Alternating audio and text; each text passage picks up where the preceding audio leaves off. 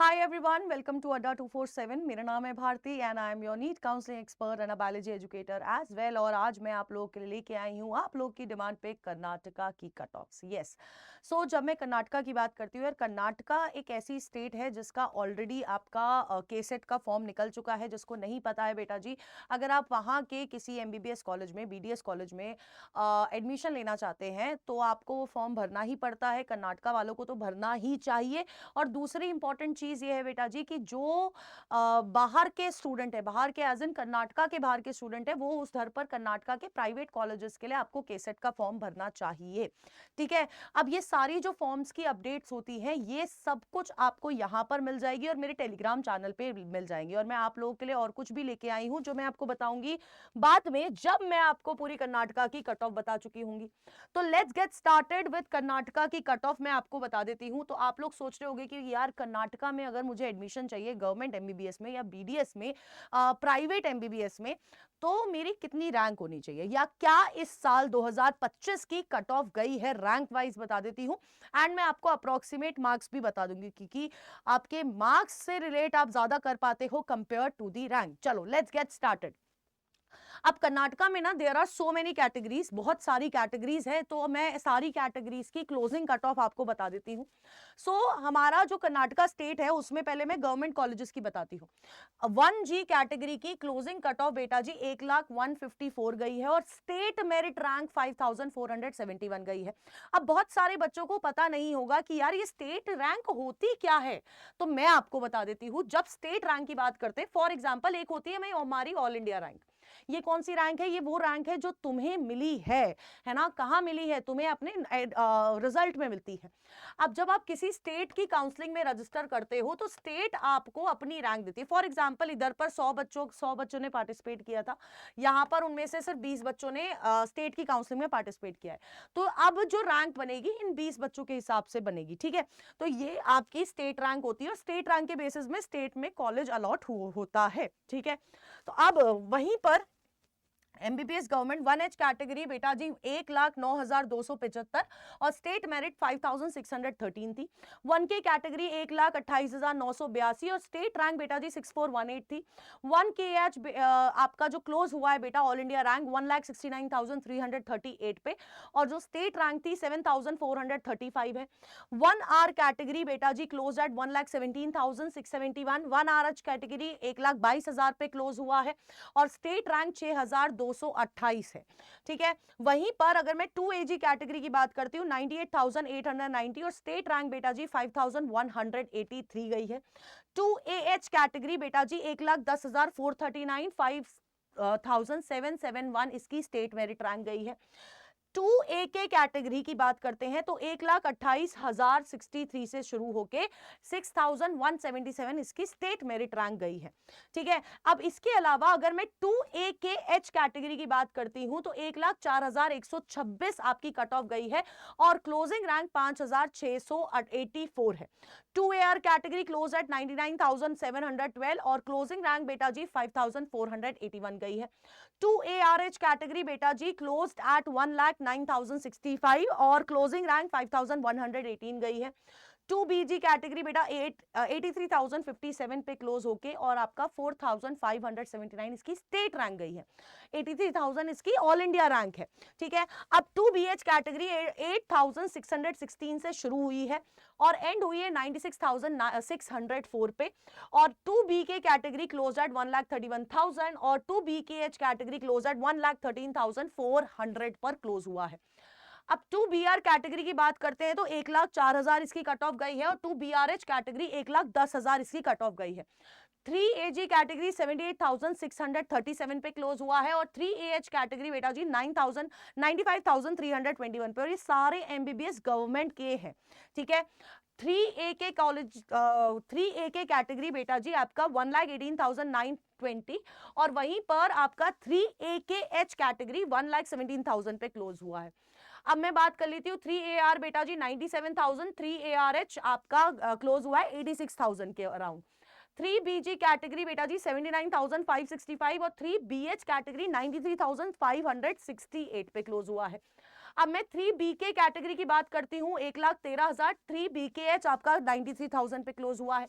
3BR 85,841 और 3BRH 1,04,338 पे close हुआ है, जिसकी कैटेगरी रैंक 5500 के अराउंड गई है। CAP कैटेगरी आपका गया है 54,155 पे, डी कैटेगरी 1,04,000, GM कैटेगरी 79,000 पे क्लोज हुआ है, GMH कैटेगरी 94,000 पे क्लोज हुआ है, GMK 1,25,000, GMKH आपका 1,39,000 पे क्लोज हुआ है।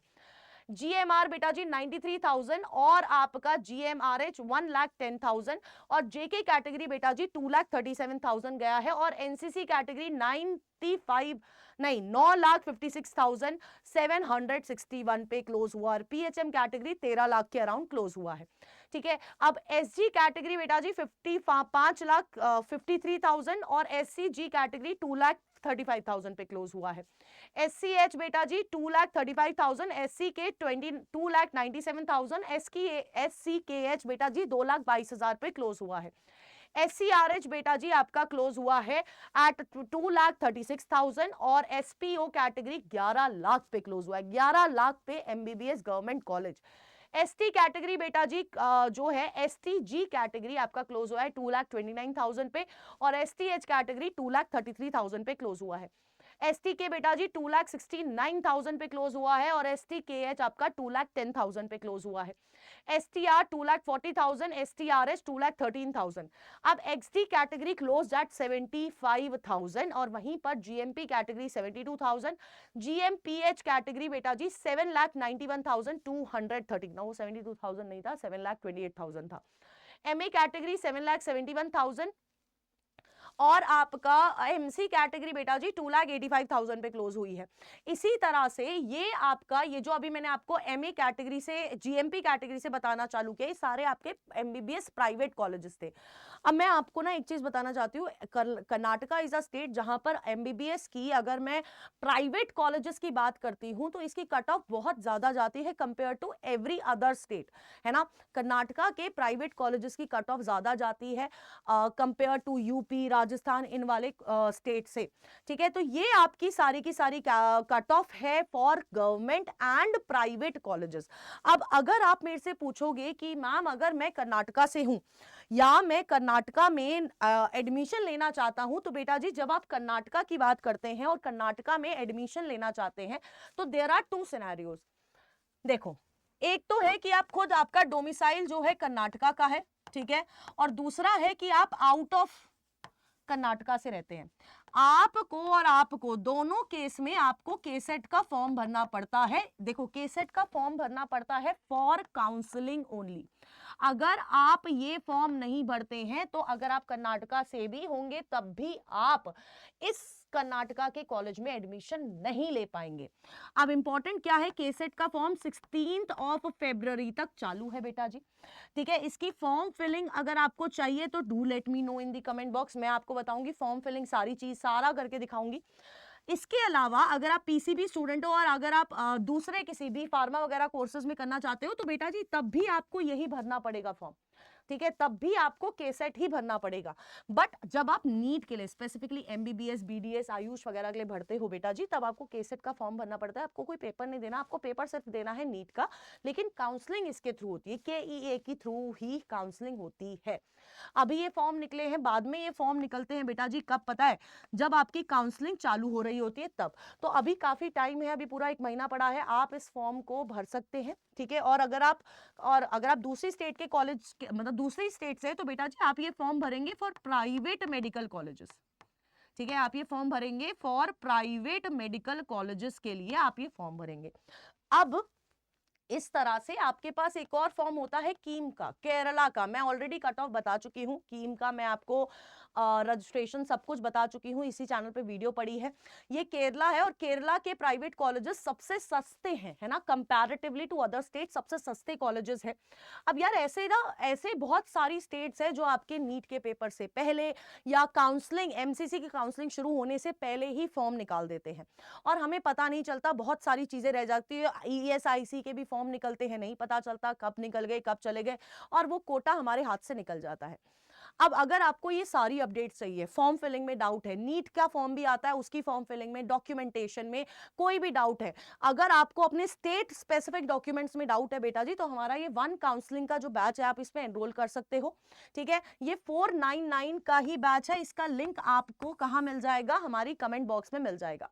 इट इज 499 का बैच है, आपको सारी अपडेट्स मिलेंगे, फॉर्म के अपडेट्स मिलेंगे, उनको कैसे फिल किया जाता है वो भी बताया जाएगा। फिल आप खुद करोगे लेकिन हम आपके सारे डाउट्स क्लियर करेंगे। हम लोग आपका स्टेट वाइज वेबिनार्स भी रखेंगे, जिन वेबिनार्स में आपके सारे डाउट जो हैं वो केटर करा करेंगे। तो ये प्री नीट बैच है, नीट से पहले आपके जितने भी वेयर अबाउट्स होते हैं, आपकी जितनी भी प्रॉब्लम्स होती है डॉक्यूमेंट्स को लेके या किसी भी चीज को लेके, हम सब यहां पर इसी बैच में केटर करेंगे, प्री नीट। और इसका जो लिंक है बेटा जी वो आपको हमारे कमेंट बॉक्स में मिल जाएगा। एंड दूसरी थिंग, ये मेरा टेलीग्राम चैनल है, इसको जरूर से फॉलो कर लो, क्योंकि बाद में बेटा बहुत जरूरत होने वाली है, क्योंकि इस साल इन 2025 हम लोगों ने बहुत सारे बच्चों की काउंसलिंग कराई है और मेरे को पता है कि आप लोग बहुत सारी मिस्टेक्स करते हो ड्यूरिंग फॉर्म फिलिंग, तो वो मिस्टेक मैं नहीं चाहती अब आने वाला बैच करे। ठीक है, सो अगर आपको कोई भी डाउट हो तो do let me know in the comment box. Karnataka का अगर मैं बात करती हूँ कि यार कर्नाटका में अगर आपको एडमिशन चाहिए ना बेटा जी, सो आपको एटलीस्ट 550 मतलब 520 519 510 तो मिनिमम नंबर लेके आने ही पड़ेंगे फॉर कर्नाटका। अगर आपको वहां पर, मैं बोल रही हूँ प्राइवेट में भी, प्राइवेट क्योंकि उधर पर बहुत जल्दी फिल आउट होते हैं, उसकी कट ऑफ बहुत ज्यादा होती है।